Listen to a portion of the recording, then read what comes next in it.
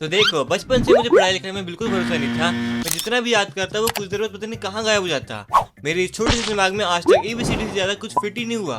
लेकिन फिर भी माँ बाप ने घसीट के स्कूल में डाल दिया और फिर बेकार की उम्मीदें लगाए बैठे हैं। देखना यूनी की मम्मी, हमारा बेटा एक बहुत बड़ा इंजीनियर बनेगा और हमारे खानदान का नाम रोशन करेगा। ये क्या बोल रहे हो? हमारा बेटा तो IAS ऑफिसर ही बनेगा। लेकिन इन्हें क्या पता, मैं तो एक बहुत बड़ा यूट्यूबर बनूंगा। यूट्यूबर बनेगा तू? इधर आ, बताती हूँ तुझे। अरे यूनी की मम्मी, मुझसे कुछ नहीं होगा। ये देखो, हम काल आए हैं, अब बताते हैं इन्हें। यूट्यूबर बनेंगे ये।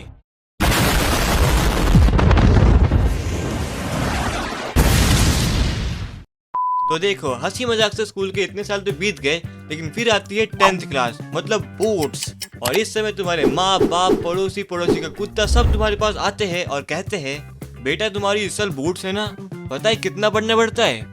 रात दिन एक करने पड़ते हैं सिर्फ पास होने के लिए। अब तो सीरियस हो जाओ बेटा, नहीं तो फेल हो जाओगे एग्जाम में भी और अपनी जिंदगी में भी। बस अब समय आ चुका है डिप्रेशन में जाने का। तो देखो, ये बात है तब की जब मेरे बोर्ड एग्जाम को स्टार्ट होने में सिर्फ 1 महीना ही बाकी था। और इस समय मेरे स्कूल वालों ने सोचा कि अब समय आ चुका है हमारे प्री बोर्ड स्टार्ट करने का।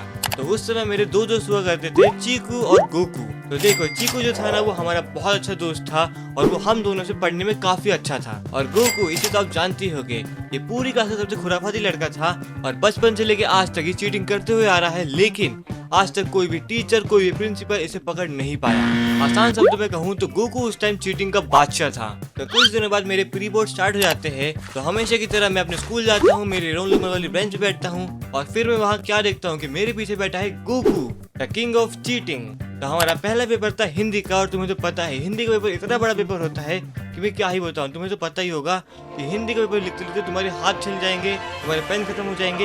लेकिन हिंदी का पेपर नहीं, ये खत्म नहीं होगा। तो कुछ समय बाद हमारे स्कूल की बेल बजती है और हमारा हिंदी का एग्जाम स्टार्ट होता है। और पूरे 1 घंटे बाद मैं एक एक्स्ट्रा शीट लेता हूँ और उस समय गोकू मुझसे एक सवाल पूछता है। भाई क्या हुआ? भाई फोर्थ का थर्ड? हाँ लिख, वीर गाथा काल। क्या? वीर गाथा काल? क्या? वीर गाथा काल है?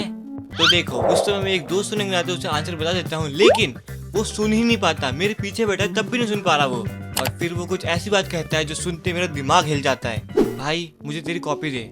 और इस समय मैं बोलता हूँ, क्या? भाई तेरी कॉपी मुझे दे। भाई तू पागल हो गया है क्या? अगर मैं मेरी कॉपी तुझे दूंगा और किसी टीचर को मालूम चल गया कि मेरी कॉपी तेरे पास है, तो ये स्कूल वाले तो मुझे सस्पेंड कर देंगे। भाई ऐसे कुछ नहीं होगा, तू चिंता मत कर, मैं चीटिंग में एक्सपर्ट हूँ। और एक दोस्त सुनेंगे आते, मैंने भी उसे कॉपी दे ही दी, पता नहीं क्यों दी, लेकिन उस समय जो मुझे सही लगा मैंने कर दिया और उसे कॉपी दे दी। और फिर पूरा एग्जाम कंप्लीट हो जाते हैं और एंड में मेरे पास मेरी कॉपी वापस आ जाती है।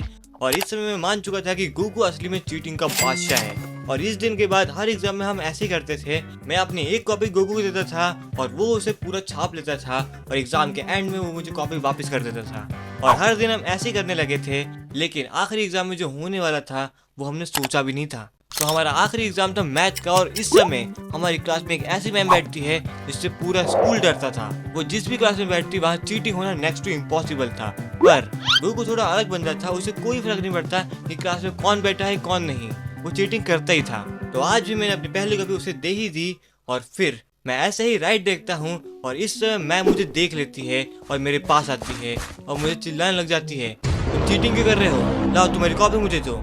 और इस समय बिल्कुल डर सा गया था कि मेरी कॉपी तो मेरे पास है भी नहीं, मेरी एक कॉपी तो गोकू के पास है। और अब मैंने मान लिया था कि मेरा सस्पेंड होना पक्का है। लेकिन उसी समय मैं वहाँ क्या देखता हूँ कि मेरे पास मेरी दोनों कॉपी है। और फिर मैं मैम से बोलता हूँ, मैम मैं चीटिंग नहीं कर रहा था, वो तो मैं ऐसे ही उस साइड देख रहा था। और कुछ देर बाद मैम को समझाने के बाद वो मैम मान जाती है और मुझे छोड़ देती है। और एग्जाम पूरा कंप्लीट होने के बाद मैं गोकू से पूछता हूँ कि मेरी कॉपी मेरे पास कैसे आई? और फिर वो बोलता है, भाई तेरे को बोला था ना मैं चीटिंग का एक्सपर्ट हूँ। जैसे ही वो मैम तेरे पास आ रही थी ना, मैंने चुपके से तेरी कॉपी तेरी बेंच पे रख दी थी और किसी को कुछ पता भी नहीं चला। एनीवेज हमारे साथ जो भी हादसा हुआ, लेकिन हम बच गए। और अब समय आ चुका था बोर्ड एग्जाम का। तो देखो, बोर्ड एग्जाम से पहले प्री बोर्ड क्यों कराते हैं? ताकि तुम्हें मालूम चले कि तुम कितने पानी में हो और हमारे रिजल्ट ने हमें बता दिया था कि हम कितने गहरे पानी में हैं। तो अब गोकू में सोचते हैं कि अब हमें कुछ ना कुछ तो करना ही पड़ेगा।